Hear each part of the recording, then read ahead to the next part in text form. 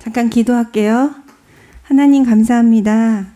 하나님을 증언하는 길로 우리를 인도하사 하나님이 어떠한 분이신가, 또 그분이 말씀하신 이 복음이 무엇인가 한 주간 더 깊이 누리게 하시고 또 우리의 입술과 우리의 삶을 통해 증언되게 하실 주님을 찬양합니다.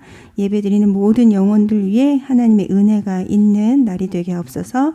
예수님의 이름으로 기도합니다. 네. 오늘은 정말 비대면 예배네요. 네, 뭐 이런 날도 있고 저런 날도 있죠. 지금 확진자가 좀 많이 나오고 있는 것 같아요. 예, 우리 교사 선생님들 또 사역자분들 각자 영적으로 또 건강도 관리하시고요.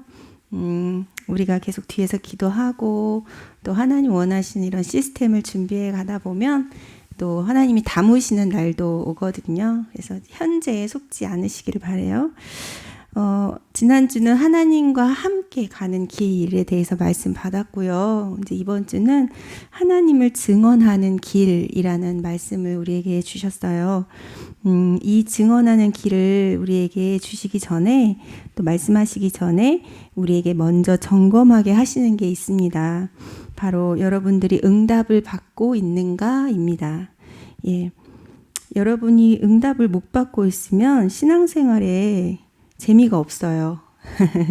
네. 또 막 그게 시간이 많이 지나가다 보면 막 심지어는 짜증도 나고 다른 것들이 슬슬 이제 눈에 들어오기도 합니다. 예, 그런 걸 방황이라고 하죠. 예배를 드려도 성령의 일이 내 안에 없는 것 같아요. 그리고 심지어는 은혜 받는 누군가가 미워 보이기까지 합니다. 내가 마치 하나님께 버림받은 것 같기도 하고, 네, 하나님이 이제 원망스럽기까지 하죠. 근데 이제 그런 거는 눈에 보이는 것들이고, 내가 응답이 없다면 가장 먼저는 내게는 사실 기쁨이 없어요. 감사도 없고요. 그러면서 동시에 내 주변이 살아나지 않아요. 그럼 내가 지금 응답이 없다라고 보시면 돼요. 그러면 하나님께서는 왜 이렇게 하실까요? 여러분에게 왜 응답을 주시면 되는데 주시지 않을까요? 왜 침묵으로 여러분들에게 일관하실까요? 여러분의 동기를 치유하기 위함이십니다. 여러분이 인간적 동기가 있을 때 하나님께서는 침묵하심으로 그 동기를 복음적 동기로 바꾸시는 거예요. 그래서 오늘 이제 한 주간 나를 통해 하나님 만나는 길이 증거가 될 텐데, 그 이전에 먼저 여러분 스스로에게 좀 질문해 보세요. 이게 정말 복음을 위한 것일까? 이게 정말 전도에 유익한 것인가? 이것으로 내가 교회를 이룰 수 있을까? 지금 여러분이 속해 있는 환경과 어떠한 선택, 그리고 여러분의 자리, 여러분이 붙잡고 있는 이 모든 것들에 대해서 여러분 이런 질문을 좀 해보심으로써 나오는 건 하나님께 방향을 맞출 수 있습니다. 그게 복음적 동기를 만드는 거예요. 그리고 동시에 방황을 끝낼 수 있습니다. 예. 그렇게 하나님 앞에 방향을 맞추고 복음적 동기로 하나님 만나는 길에 증언자로 여러분 서실 때 하나님은 보좌의 축복으로 응답하기를 시작하실 겁니다. 응답이 없었던 우리 부모님들이나 혹은 우리 친구들 또 우리 선생님들이 정말 하나님 보좌의 축복으로 여러분들과 함께 하시고 응답 받게 되시기를 축복해요. 여러분, 하나님을 증거하는 첫 번째 길은 여러분이 현장에서 무신론자를 만날 때입니다. 생각보다 많죠. 그 무신론자의 특징을 한번 말씀드려 볼게요. 무신론자들은 말 그대로 하나님이 없다라고 생각하는 사람들이에요. 죄도 없고 사후세계도 믿지 않죠. 자신의 지식과 경험을 믿는 사람들이고요. 이런 사람들의 특징은 아직 인생의 큰 실패나 어떤 큰 고난을 경험해 보지 못한 사람들이 좀 많아요. 그리고 인간의 한계, 그리고 인간의 끝, 사후세계 이런 부분들에 대해서 통찰력이 없는 사람들이죠. 삶에 매여서 육에 충실한 사람들이 많고 그렇기 때문에 굳이 하나님을 믿어야 돼? 라는 생각이 전반적인 이런 사람들의 생각들입니다. 이들에게는 말해주어야 돼요. 무엇을 말해줘야 되냐? 로마서 3장 23절에 모든 사람이 죄를 범하였음에 하나님의 영광에 이르지 못하더니 라고 기록되어 있음을 말하시고요. 그리고 이미 하나님의 영광과 멀어졌기 때문에 당신은 하나님을 알지도 못하고 만나지도 못하고 찾지도 못하고 그래서 지금 모르고 계시는 거다. 이렇게 말씀드리면 우리는 이게 너무 당연한 얘기잖아요. 근데 무신론자들은 충격받아요. 예, 그 사람들이 갖고 있는 이 사고 체계에서는 이게 엄청 큰 충격이에요. 그리고 또 같이 말해줘야 돼요. 저는 반드시 이 얘기를 같이 해줍니다. 당신이 알든 모르든 믿든 안 믿든 당신의 생명은 하나님 손에 있습니다. 이 얘기를 반드시 해줘요. 예. 흠칫하거든요. 근데 저는 반드시 말해줍니다. 예. 그래야 이 사람이 지금 아니더라도 다음 어느 순간에는 복음을 들을 준비가 돼요. 그래서 우리의 인생의 끝을 하나님만 아십니다. 이렇게 말해주죠. 히브리서 9장 27절에 한 번 죽는 것은 사람에게 정하신 것이요 그 후에는 심판이 있으리니 라고 하셨습니다. 자, 이 불신자들에게는 여기까지만 해도 돼요. 그리고 기다리다 보면 진노가 드러납니다. 진노. 본질상 진노 아래에 있다 했지요. 그래서 이 진노는 어떠한 의미냐면 본질상 진노라는 표현은 이게 원어에 보면은 이런 의미가 담겨 있어요. 그 왜 예전에 이렇게 소나기 맞아 보신 분들 있어요? 저 어렸을 때는 이렇게 낮에 대낮에 갑자기 이렇게 맑았던 하늘이 시커매지면서 검은 구름이 막 이렇게 오던 날이 있었거든요. 지금 이제 기후가 변해서 그런 날씨 잘 못 보잖아요. 근데 아까 우리 예배 드릴 때 엄청 우르르 쾅쾅 막 쏟아졌잖아요. 본질상 진노 아래 거한다는 말은요. 그런 시커먼 먹구름 아래 언제 비가 내릴지, 언제 천둥 번개가 칠지, 언제 우박이 쏟아질지 모르는 상태를 말해요. 그게 본질상 진노예요. 즉 하나님은 진노 아래 두셨다는 말은 그들을 버려두셨다는 뜻입니다. 언제 무슨 일이 일어날지 몰라요. 그렇기 때문에 그 사람들은요. 시간표에 따라 창세기 그 영적 문제로부터 시작된 그리고 창세기 11장에 걸쳐서 그리고 불신자 상태 6가지의 문제를 통해서 12가지의 인생의 문제들이 계속 시간표를 따라 드러나요. 예, 그게 본질상 진노입니다. 어떤 일이 일어날지 모르는데 또 이미 예정되어 있는 일들이 또 나타나요. 이 무신론자들은요, 불경건함과 불의를 가지고 있어요. 그래서 이것이 현장에서 예수 그리스도 말하기를 방해하고 걸림돌이 되게 합니다. 거의 진리를 막는 일을 하죠. 왜요? 이들은 사단에게 속하여 있고 꾀임을 당하며 미혹 혼미케 되어서 마음의 정욕과 욕심대로 행하고자 하기 때문에 그렇습니다. 그래서 이 모든 것이 틀렸음을 알게 하시기 위해서 하나님이 본질상 진노 아래 두시고 불신자 상태 12가지가 언제 드러날지 모르는 그러나 시간표대로 수순대로 드러나게 하셨어요. 이것은 사람들은 두려워할 수 있지만 사실상 이것은 틀렸음을 보이시기 위해 하나님이 진노를 드러내시는 겁니다. 아니면 계속 그 속에 있으니까요. 그래서 우리 아이들이 예를 들어서 찻길로 막 지나간다. 뭐 이렇게 뭐 떨어진 거 줍는다고 차가 오는데 막 찻길로 내려간다. 그럼 여러분 어떠세요? 안 돼! 그러잖아요. 시급하게 안 돼! 그러잖아요. 예, 하나님 마음인 거예요. 본질상 진노 아래 버려두심은 하나님께서 이 부분에서 하나님이 시급함을 두고 돌아오라는 사인입니다. 그게 아니면 사람들은 돌아오지 않아요. 예. 그래서 하나님이 진노 아래 두신 거예요. 그래서 이거는 어떻게 보면은 하나님의 사랑이기도 하죠. 그리고 그 진노를 드러내신 것은 하나님은 하나님의 의가 필요함을 또한 나타내시는 것과 같습니다. 네 힘으로는 안 돼. 네 노력으로는 안 돼. 네가 가지고 있는 것 가지고는 안 돼. 라고 드러내시는 거죠. 네. 그래서 의가 필요함, 칭의의 당위성을 하나님은 나타내시는 겁니다. 그래서 로마서 1장 20절에 보면 이것을 분명히 보여줬다라고 말씀하셨어요. 아무도 부정할 수 없는 것이다. 이런 의미예요. 불신자 상태의 12가지 문제가 드러나면 그 하나님의 본질상 진노가 드러나면 내 힘으로 할 수 없음을 알게 되죠. 드디어 하나님의 의가 필요함을 알게 되는 것이에요. 그래서 우리를 통하여 이들에게 의가 되시는 예수 그리스도를 하나님은 증거하게 하십니다. 이 시간표가 되면요. 그래서 본질상 진노 아래 거하게 되면 그들도 거부할 수 없게 되면 이제 우리로 말미암아 그들에게 예수 그리스도의 이름을 증거하게 하십니다. 동시에 그들이 그러한 과정과 시간표 속에 있을 때 하나님은 우리의 삶을 들어서 사용하십니다. 어떠한 우리의 모습을 들어서 사용하시냐? 하나님의 진리의 말씀을 붙잡고 창조의 원리와 하나님의 순리대로 평안과 감사를 누리며 특히 우리의 마음에 하나님 계시기를 24 원하고 누리는 우리의 삶을 사용하십니다. 그래서 이들이 볼 때 가장 이해 안 되는 게 어떤 모습인 줄 아세요? 자기 걸 희생하고 영적인 것, 눈에 안 보이는 것, 그리고 자기 거를 들여서 하나님을 섬기는 모습을 볼 때 제일 이해 안 돼 하면서 제일 충격적으로 받아요.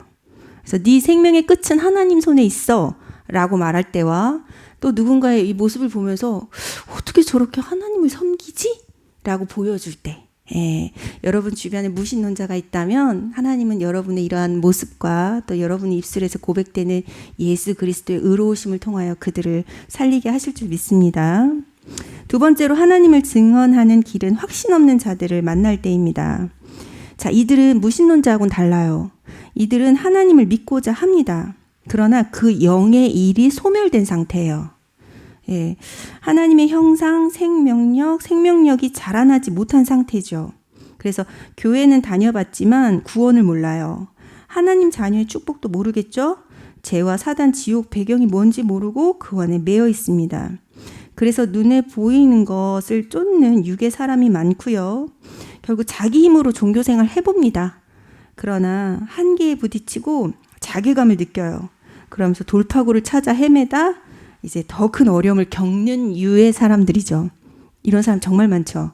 그래서 이런 사람들 특징은요. 복음을 지속적으로 듣지 못하고 뿌리를 내리지 못했기 때문에 여러분이 하는 복음을 되게 가치 없이 여기면서 나 다녀봤어. 나도 들어봤어. 이렇게 말하는 사람들입니다. 육에 속했기 때문에 여러분이 들려주시는 어떤 말씀에 금세 흥미를 잃어버리고 다른 신이나 종교를 찾아 우상 숭배하고 있을 가능성도 많습니다. 이런 사람들 특징이요. 또 하나의 확신 없는 자들이 있습니다. 바로 교회 속에 있는 사람들입니다.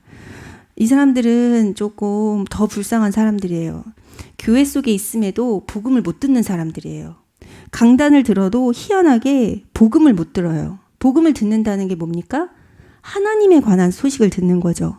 나를 살리고 살리는 소식을 듣는 거잖아요. 근데 그런 소식을 못 들어요. 복음을 못 듣는 거예요. 강단 속에서. 율법으로 이미 뿌리 내린 자들입니다. 그래서 도덕론에 입각해 비판을 일삼고 판단하며 율법의 잣대를 늘 들이대죠. 특징이에요. 또 율법 지키는 일을 집중하여 이게 잘 되면 자기 과신하는 자들이 여기에 속합니다. 같은 수준이에요.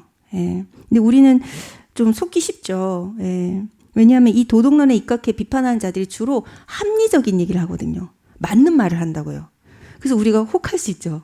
그리고 율법을 잘 지키는 자들의 특징은 경건의 모양이 있거든요. 겉모습이.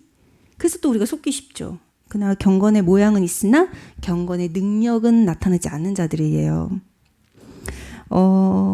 이들의 특징은 주로 무리를 짓고 패권을 주려고 했으며 여론을 조장하고 다툼을 즐깁니다. 이 모든 상태의 사람들 뒤에는 은밀한 것이 있다 하셨어요.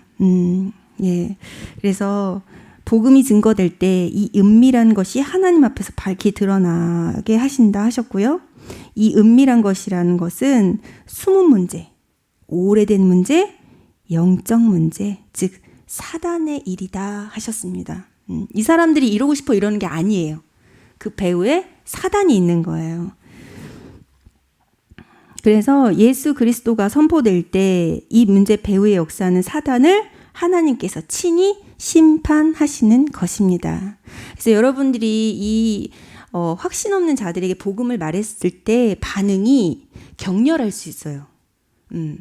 뭐 이렇게 저항하거나 무시당하거나 조롱당하거나 아니면 너나 잘해 이렇게 비판받거나 그래도 괜찮습니다. 예, 괜찮은 것은 그 사람의 생각과 마음은 그러할지라도 그 배후의 역사는 사단이 심판받는 것입니다. 심판받는 거예요.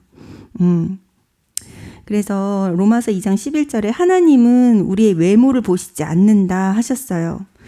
예전에 저는 어렸을 때 이 말씀을 되게 좋아했거든요. 하나님은 우리의 외모를 보시지 않는다. 중심을 보신다. 근데 이제 이게 그런 의미가 아니라 그 로마서 1장 2장 3장은 율법에 관한 이야기를 쭉 풀고 있거든요. 그래서 지금 이 은밀한 일이 사람의 일이 아니다. 사람의 일로 보시지 않는다. 영적인 일로 보신다라는 뜻입니다. 그래서 사단을 심판하시는 것이죠. 요한복음 5장 24절 내가 진실로 진실로 너에게 이르노니 내 말을 듣고 또 나 보내신 이를 믿는 자는 영생을 얻었고 심판에 이르지 아니하나니 사망에서 생명으로 옮겼느니라. 예. 자, 복음을 증거할 때 예수 그리스도로 말미암아 사단을 심판하시고 죄와 저주, 사단, 지옥 권세를 완전히 해결하시죠. 네. 그리고 하나님 자녀의 신분 권세를 주사 이제는 우리가 더 이상 율법에 매이고 율법을 지켜야 되는 존재가 아니라 이미 그리스도 예수께서 율법을 완성시키셨음을 우리가 그 완성된 율법 안에 자유함을 우리에게 깨닫게 하시죠. 그리고 중요한 것은 이제 하나님 자녀의 권세를 주셨다 약속하시고 그 권세가 내가 무언가를 누리는 것이 아니라 내 안에 임하신 성령께서 더 강력하게 나를 견인해 가신다 약속하셨습니다. 강력하게 나를 이끄신다. 예, 그게 하나님 자녀의 권세라 하셨어요. 그래서 저도 하나님 자녀의 신분 권세를 계속 제가 어떤 축복을 누리고 저한테 어떤 힘이 와 있고 그렇게만 깨달았거든요. 그렇게만 누리다가 이번 주에 목사님께서 권세라는 말은 내게 있는 게 아니라 내게 드러나는 능력, 내게 미쳐지는 능력이라고 하셨어요. 그래서 하나님 자녀의 신분 권세는 성령이 내 안에서 강력하게 나를 이끄시는 일이라고 말씀하시더라고요. 그래서 너무 사실 이 말씀이 은혜가 됐어요. 예.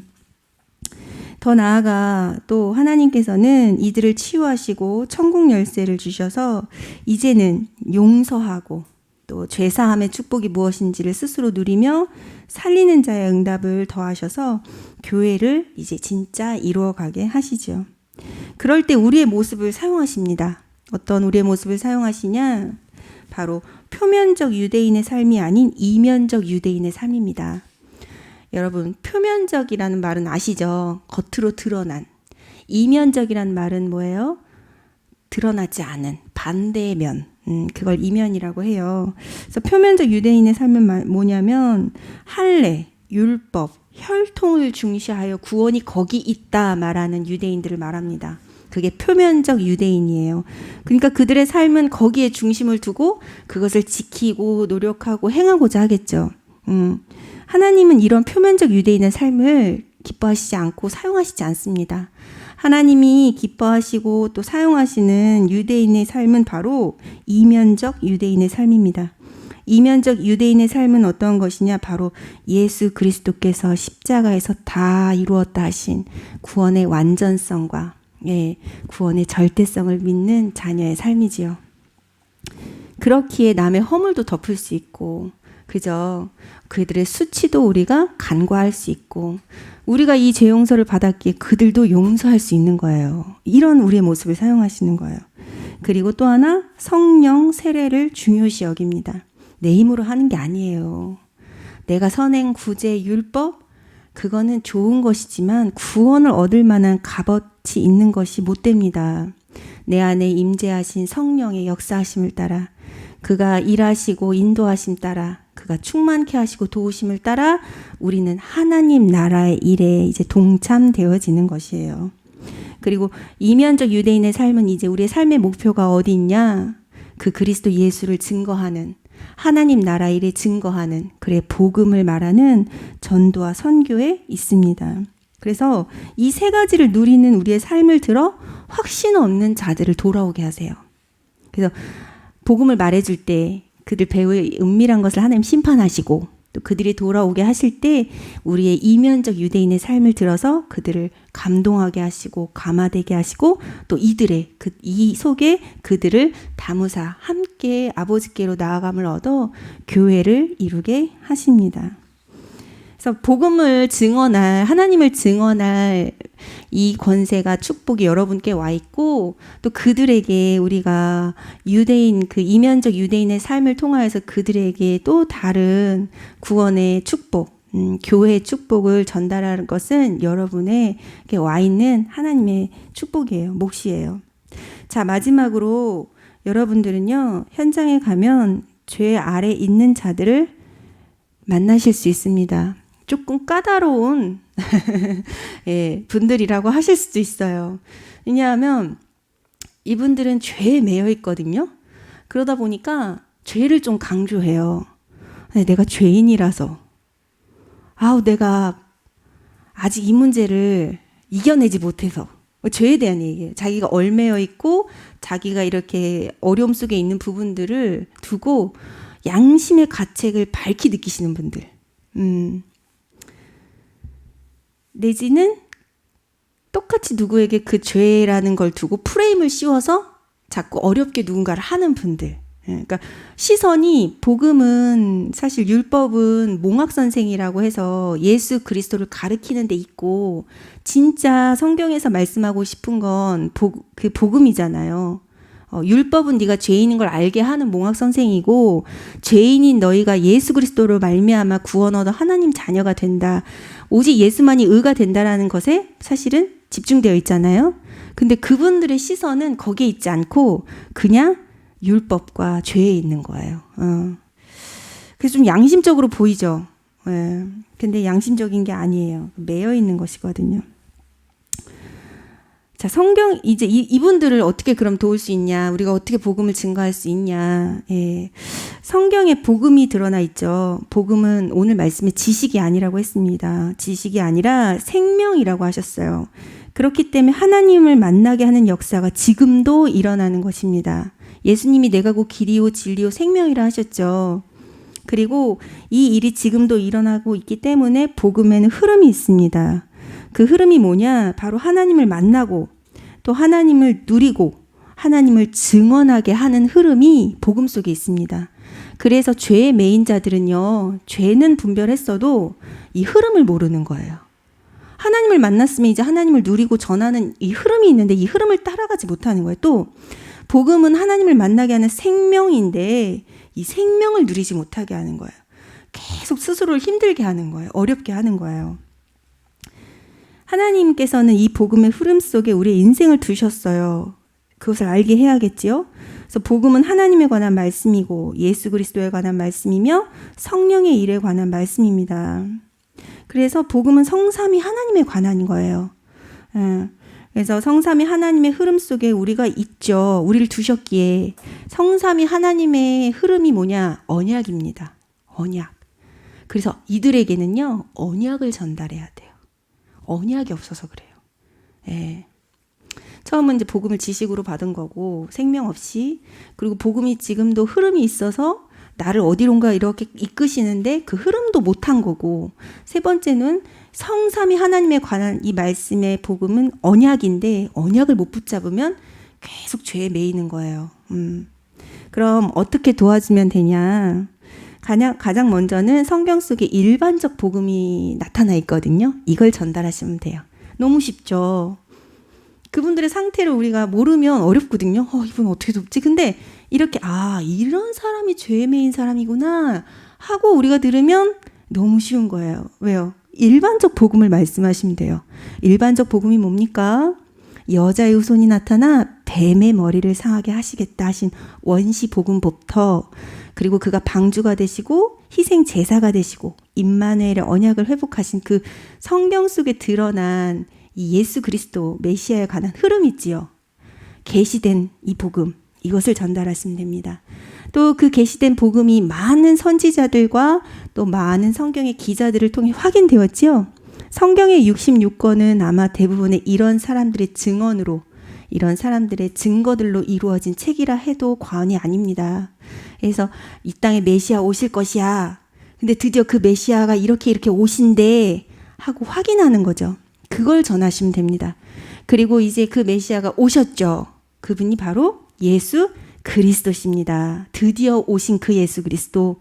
그분이 어떠한 분인가? 이제 전도되어진, 우리에게 밝히 전달되어진 예수 그리스도를 전달해 주시면 되죠. 이 자체가 언약이거든요. 흐름이거든요. 이 자체가 생명이고요. 그래서 이걸 듣다 보면 그분들에게 일어난 일이 있어요. 바로 근본 문제를 구별할 줄 압니다. 그분들은 특징이 죄를 구별을 못해요. 이것도 죄고 저것도 죄고 영적 문제와 죄도 구분을 못해요. 내가 영적 문제 걸려서 어쩔 수 없이 그러는 거 있잖아요. 근데 그것도 죄라고 생각해요. 죄 맞는데 그건 어쩔 수 없는 거잖아요. 근데 또 본인 힘으로 그걸 어떻게 할 수 있다고 생각해요. 예.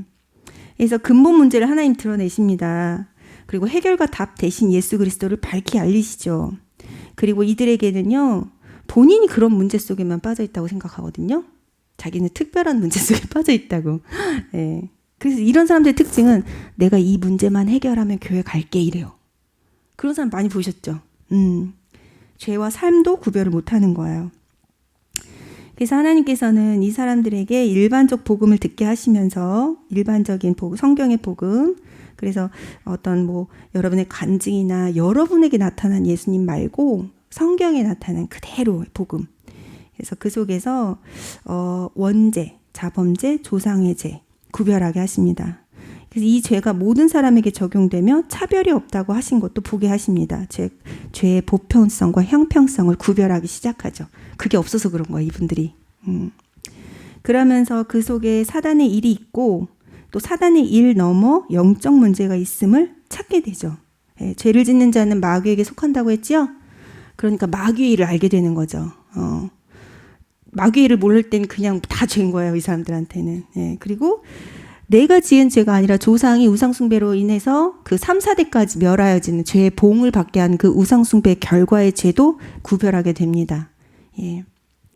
그래서 그 죄 문제에 사단의 문제를 해결한 유일한 길이 성삼위 하나님의 인재하심을 알게 돼요. 즉 언약을 붙잡는 게 이 죄에 내가 매여 있는 길로부터 완전히 해방된다는 걸 알게 되죠. 그 속에 하나님의 의가 드러납니다. 예수 그리스도를 믿음으로 말미암아 값없이 은혜를 얻어 의롭게 하심을 얻게 하셨죠.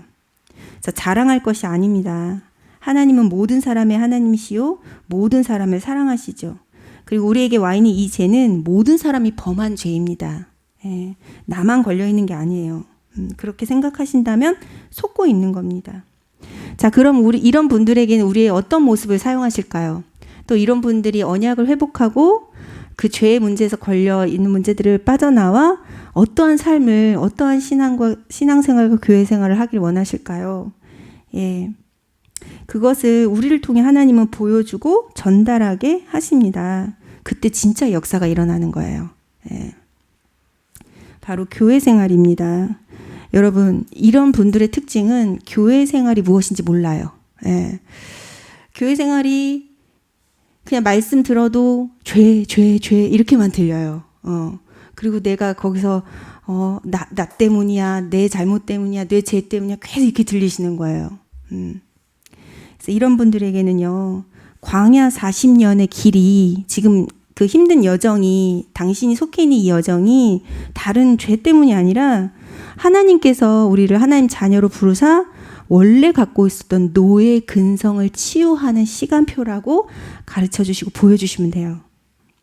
또 성전 재건이라는 교회를 이루어가는 여러 가지 축복들이 있잖아요. 우리가 함께 이루어가는 일들이 있잖아요. 그걸 통해서 포로된 자의 각인 뿌리 체질이 치유되는 시간표라고 보여주시면 돼요. 예. 그리고 마지막으로 현장에서 복음을 우리가 회복하고 전하는 일이 속국의 삶을 회복하는 것이다. 속국을 당했던 우리의 삶 있잖아요. 눌리고 빼앗기고 주인 되지 못했던 그 삶, 그것을 회복하는 시간표다라고 가르쳐 주시면 돼요. 또 여러분이 이렇게 누리시면 돼요. 그럼 그들이 여러분의 삶을 통해 언약을 봅니다. 네, 언약을 봐요. 그래서 신앙생활은 다른 것이 아니라 사단의 꾀임, 속임수, 어려움이 늘 있음을 알고 늘 있어요. 사단의 일은 늘 있어요. 네. 속지 않고 나, 사람, 현재, 환경, 고난에 속지 않는 것. 그게 신앙생활인 걸 여러분이 누리고 보여주시면 돼요. 예. 신앙생활이 뭐라고요? 속지 않는 거예요. 왜요? 속지만 않으면 되거든요. 그리스도께서 다 이루셨다 하셨고 이미 모든 권세를 내게 주셨다고 했어요. 그죠? 하늘과 땅의 모든 권세를 가지시니까 또한 우리가 영원히 함께 하시겠다 했죠. 그렇기 때문에 우리는 속지만 않으면 되거든요. 근데 이 죄를 구별 못하시는 분들의 특징은 계속 속아요. 예. 그리고 하나님 자녀의 삶이 무엇인지를 우리가 누리고 또 보여주시면 됩니다. 하나님 자녀의 삶은 성령께 이끌림 바 되는 삶이에요. 성령의 내주 인도 역사 충만한 삶. 네, 그의 열매가 늘 있는 삶. 그리고 마지막으로 신앙생활은 뭡니까? 말씀에 대한 믿음의 순종이 있는 삶이 신앙생활입니다. 네. 그래서 이 죄를 구별 못하시는 분들은요, 이것도 안 돼요. 예, 말씀에 대한 믿음의 순종이 안 돼요. 예. 그래서 여러분이 한 주간 현장에서 만나게 될 이 다양한 종류의 하나님을 모르고 또 예수 그리스도의 의가 필요하고 또 진노와 심판 아래서 이 복음을 듣기를 기다리는 자들이 있습니다. 그들을 하나님께서 예비하시고 이 말씀을 주신 거예요. 내가 그런 사람일 수도 있고 또 내 가장 가까이 그런 사람이 또 있을 수도 있고 전혀 몰랐는데 현장에 그런 사람을 예비했다가 여러분 만나게 하실 수도 있고 계속 관계를 맺다가 이런 사람인지 몰랐는데 이 말씀 듣고 보니 한 주간 갔는데 그 사람 봤는데 그 사람이 이 상태인 걸 또 우리가 확인하게 하실 수도 있어요. 그래서 이 말씀은 그냥 한 주간 흘러가는 말씀이 아니라 여러분이 평생 살면서 만나는 모든 류의 사람들을 통해 하나님이 하실 일을 밝히 나타내시고 드러내시는 것이거든요. 그래서 복음 말할 준비, 평상시에 우리가 복음을 늘 누리면서 복음 말할 준비와 더불어 지금 여러분의 삶, 이 삶이 복음을 증언하는 삶이 되게 해달라고 우리 한 주간 간구하며 미래에 많은 영혼들이 돌아올 때를 준비하고 그 그릇을 준비하고 또 기다리며 우리가 함께 기도의 여정을 나아갔으면 좋겠습니다.